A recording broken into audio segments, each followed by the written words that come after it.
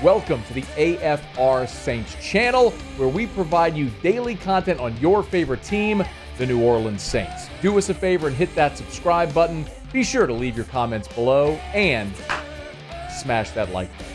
Who dat? Field Yates released a mini mock draft, 15 picks, so a little less than half the first round. This is after, really kind of the legal tampering after the first round free agency here in the NFL. And it was interesting the way he went through it. So for each team, he took, a look at them and said, okay, the free agency move that matters. And then went through them, told you why they mattered, and then gave you his projected pick at that spot. So like, for example, just take the Los Angeles Chargers. The free agency move that matters, keeping receiver Keenan Allen. Goes through why that's great or whatever. Tells you they still need offensive line and they can address that. And then my projected pick, J.C. Latham, offensive tackle from Alabama. When you go down to the Saints, and I think this is going to be obviously interesting because keep in mind at the point of this, mock draft being released, the only signing the Saints had made was Willie Gay in free agency, and then ultimately you get Nathan Peterman earlier today. So Field Yates at 14 for the Saints. He looks at it, says the free agency move that matters, not adding any offensive linemen. He goes to say the Saints have been quiet in free agency so far, and that guard/tackle Andrus Peat is now a free agent.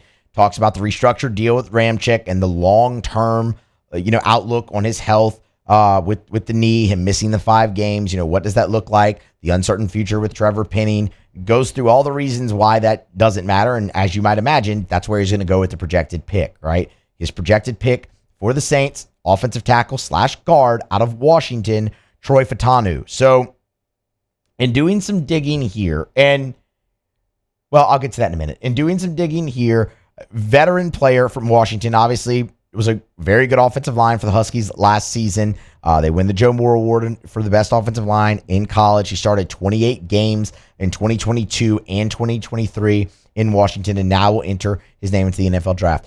This is right where he's been projected and mocked by a lot of guys. It is right there in the middle of round number 1. But in doing some more research, reading some reports, all that today, the word that gets tossed around most with him is sleeper.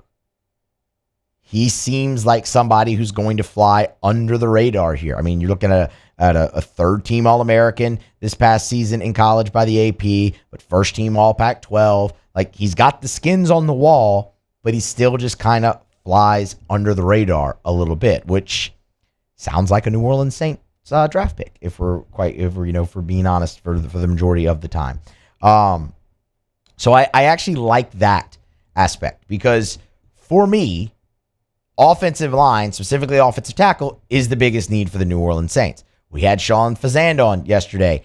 I asked him his biggest need. He said offensive tackle. I know Matt has sat here and told you offensive tackle. I'm no different. We talked about it one of the last times I filled in this chair for Matt. And one of the reasons I pointed to was obviously Ramczyk. I mean, I'm ecstatic. I'm happy. I'm excited that they're giving him the clean bill of health, that they're very optimistic that he's going to be an impact player for them again here in 2024. But as we've said all week, cartilage in his knee is not just going to stop deteriorating. So is he on borrowed time? Like, how much longer does Ryan Ramczyk have at that position? That's a fair question to ask. Andrus Peat was filled in admirably for you at left tackle. Yes, you still have James Hurst. But Trevor Penning, it has not worked out. And it looks like that could be a move inside for him now. I know they continually sit there and tell you over and over and over again, this is a new year for him. He's going to have a healthy camp for the first time, full healthy offseason for the first time. And we still believe in him. He's just got to keep going. But the fact is, they haven't given him the opportunity to work through it. They just haven't. It wasn't going well. They pulled him and put Andrus Peat over there because they're trying to win now. They're not trying to actually really let somebody work through it and grow into a role. So, do you kick him inside? Sure.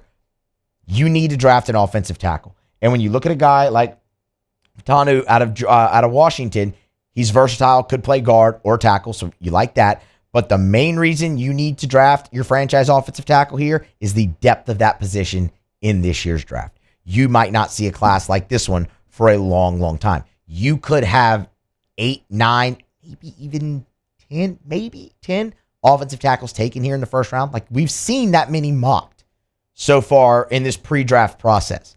We've gone through it on air and counted it up.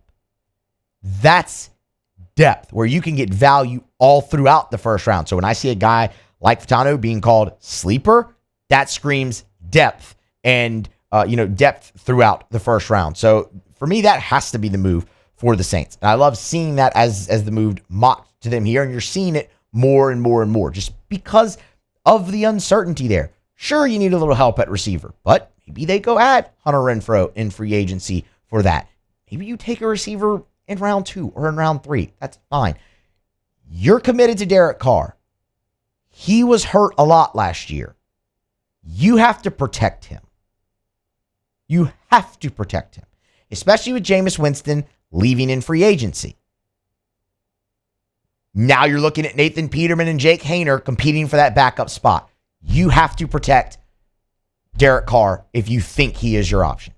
So go get him somebody you think can be a franchise left tackle. Maybe it's Fatanu from Washington. Maybe not. Maybe it's someone else. That's fine. But for me, go get him a franchise left tackle that can protect him. Just a quick note on the LSU guys. Here in this draft. So go up to the top 3 where y'all expect Jaden Daniels to fall. And I think that's just becoming more and more consistent, obviously. The free agency move that matters from Field Yates was signing Marcus Mariota, but he notes it's a 1-year deal, and he just serves as another potential bridge option for, as well as Sam Howell to a starter taking over, or a draft pick taking over as the starter if they need a little bit of time to, get familiar with the system. He listed Baker Mayfield and Kirk Cousins as the only 2 quarterbacks that could take quarterback-needy teams out of the market in the draft, and neither the Bears, Commanders, nor the Patriots got one of those guys.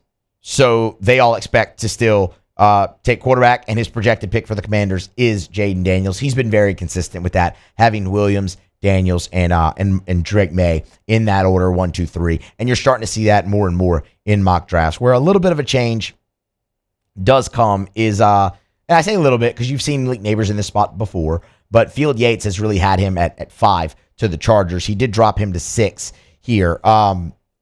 Free agency move that matters for the Giants was Drew Lock being signed, and then the addition of 2 offensive linemen, a tackle and a guard, because they shored up their O-line. You have Drew Lock when Daniel Jones is still kind of coming back from the torn ACL. Can he fill in there? Fine, sure. And it opens the door there to get Malik Neighbors, who Field Yates calls, quote, the most explosive player in the class.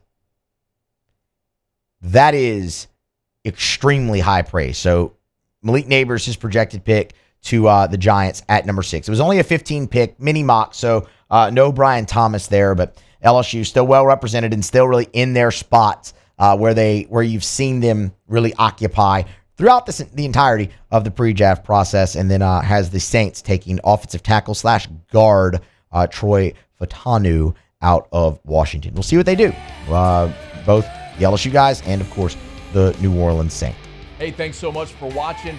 Please leave your comments. I love to interact, and be sure to hit the red subscribe button below.